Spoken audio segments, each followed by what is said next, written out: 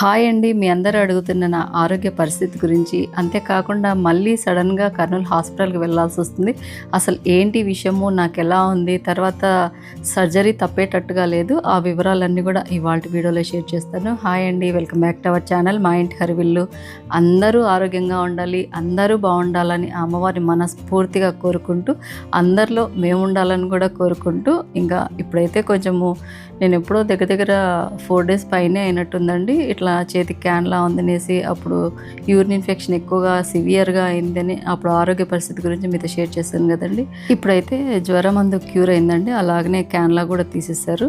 కానీ చాలా నీరసంగా ఉందండి. అంతేకాకుండా చేతికి అలా ఐవీ అంది పెట్టారు కదా, అవి కొంచెం నొప్పులు అలా ఉన్నాయి.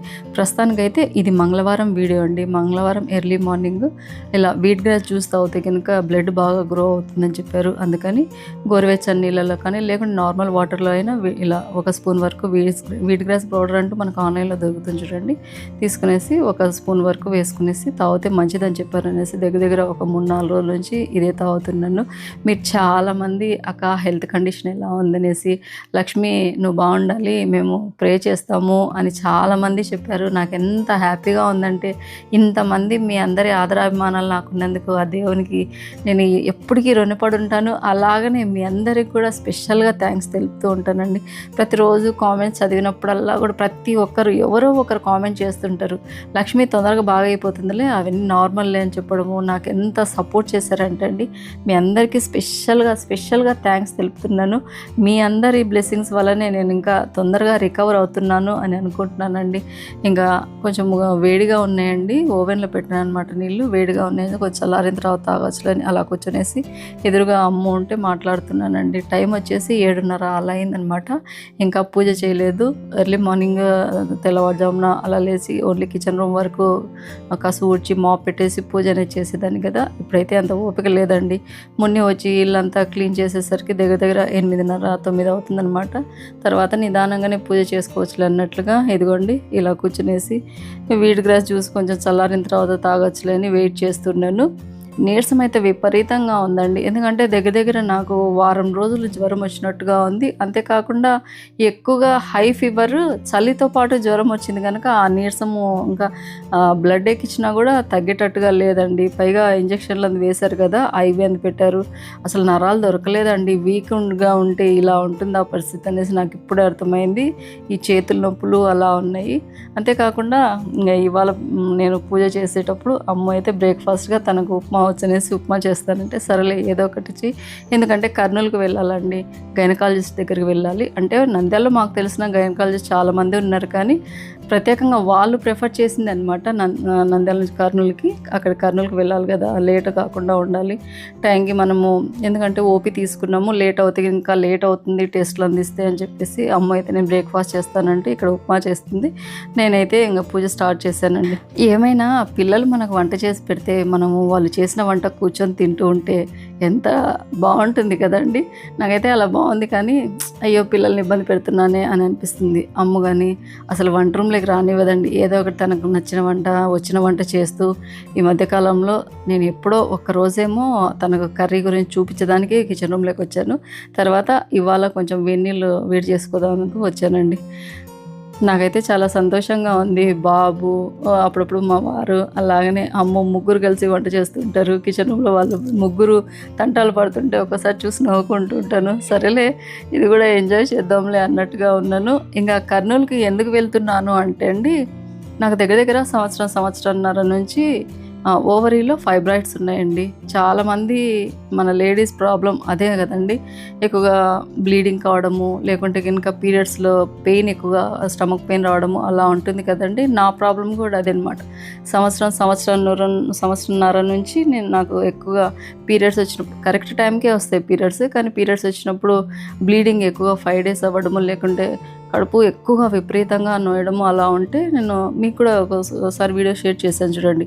ఇట్లా ఇయర్లీ మనం ఖచ్చితంగా చెకప్ చేయించుకోవాలి. ఆ చెకప్లో కూడా నాకు బయటపడ్డాయి అనమాట, ఇట్లా ఫైబ్రాయిడ్స్ ఉన్నాయి ఓవరీకి అని చెప్పేసి. అప్పటి నుంచి కూడా నేను డాక్టర్స్ని కన్సల్ట్ కావడము అలా జరిగింది. కానీ అవి తగ్గేవి కావు అన్నట్లుగా చెప్పారండి. చూద్దాము, మోనోపాజిస్ వస్తుంది కదా, ఎలాగో ఇంకొక 4-5 ఏళ్ళు మనం అలాగనే భరించగలిగితే అప్పుడు కావాలంటే సర్జరీకి వెళ్ళొచ్చు అన్నట్లుగా చెప్పారు.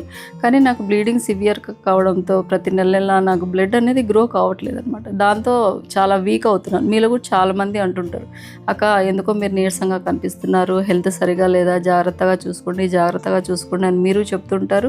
నేను కూడా అప్పుడప్పుడు నాకు బ్లడ్ తక్కువగా ఉందని మీతో చెప్తూనే ఉంటాను కదండి. అలా బ్లడ్ తక్కువగా ఉండడం వల్ల, సరిగా గ్రో కాకపోవడం వలన ప్రతిసారి వీక్ అవుతూ ఉన్నాను అనమాట. నిన్న ఇట్లా సివియర్గా యూరిన్ ఇన్ఫెక్షన్ అయినప్పుడు నాకు బ్లడ్ వచ్చేసి 6 పాయింట్స్ ఉన్నిందండి. చాలా ప్రాబ్లం అయిందనమాట. 2 పాయింట్లు బ్లడ్ ఎక్కించిన తర్వాత కానీ నేను క్యూర్ కాలేకపోయాను. దాంతో ఖచ్చితంగా సర్జరీకి వెళ్ళాలి అన్నట్టుగా మాకు ఇక్కడ గైనకాలజిస్ట్ అని చెప్పారనమాట. కానీ ఇప్పుడు మామూలు నార్మల్ సర్జరీ అయితే ఎక్కువ కుట్లు పడతాయి అలా ఉంటుంది కదా, అలా కాకుండా ఏంటంటే ల్యాప్రోస్కోపీ అయితే బెస్ట్, తొందరగా మనం రికవర్ అవుతాము, అంతేకాకుండా ఎక్కువగా కుట్లు పడకుండా ఉంటాయి అనేసి సజెస్ట్ చేశారు. కర్నూలు అయితే పెద్ద గైనకాలజిస్ట్ ఉన్నారు, అక్కడికి వెళ్ళండి అనేసి ఇక్కడ మాకు తెలిసిన గైనకాలజిస్ట్ వాళ్ళు సజెస్ట్ చేశారు కనుకనే ఇంకా కర్నూలుకి వెళ్ళాలని చెప్పేసి అక్కడ అమ్మ తొందరగా బ్రేక్ఫాస్ట్ అనేది ప్రిపేర్ చేసిందండి. ఏం లేదు, బొంబాయి రవ్వ ఉప్మా చేసింది, కానీ చాలా కమ్మగా చేసిందండి. ఇంకా నేనైతే ఇక్కడ పూజ చేస్తున్నాను. దగ్గర టైం వచ్చేసి 9:30 అలా కావచ్చిందండి. లేట్ అయినా కానీ పూజ కంపల్సరీ అండి. ఇలా కనుక మనం పూజ చేసుకున్నాం అనుకోండి, ఇంట్లో ఎక్కువగా ఇలా అలంకరణ లేకుండా 2 దీపాలు వెలిగించి అమ్మవారి పైన మనసు ధ్యానం లగ్నం చేసి పూజ చేసుకున్నాం అనుకోండి, పెద్ద గండాలన్నీ కూడా చిన్నగా అలా చిరుగాలి లెక్క అలా అమ్మవారు తీసేస్తారని నేను నమ్ముతూ ఉంటానండి. అందుకని ప్రతి ఒక్కరోజు నాకు ఆరోగ్యం బాగున్నా బాగాలేకపోయినా అంతగా పూజ చేసుకోలేని పరిస్థితిలో ఉన్న కనీసం 2 పూలు అలంకరించేసి, ఎక్కువగా పూజ గదంతా నీట్గా తుడవకపోయినా ఊరికి అలా టిష్యూ పేపర్తో తుడిచేసి, లేకుంటే ఒట్టి బట్ట ఉంటుంది దాంతో అలా కసూర్చినట్టుగా తుడిచేసేసి ఖచ్చితంగా పూజ అనేది చేస్తానండి. ఓపిక ఉన్నా లేకపోయినా అమ్మవారిని దేవుళ్ళని నమ్ముకున్నాం అనుకోండి, మనకు ఆ అమ్మవారే మనకు ఓపికను శక్తిని ఇస్తారని నేను ఫస్ట్ నుంచి నమ్ముతుంటాను. అందుకనే అండి పూజ చేసుకున్నప్పుడల్లా కూడా డైలీ వ్లాగ్స్ ఎప్పుడైనా మీతో షేర్ చేసినప్పుడల్లా కూడా ఖచ్చితంగా పూజా వీడియో అనేది మీతో షేర్ చేస్తుంటాను. చాలామంది పూజా వీడియో షేర్ చేస్తారు, పూజా వీడియో షేర్ చేయకూడదు అలా అని ఇలా అని అంటుంటారు.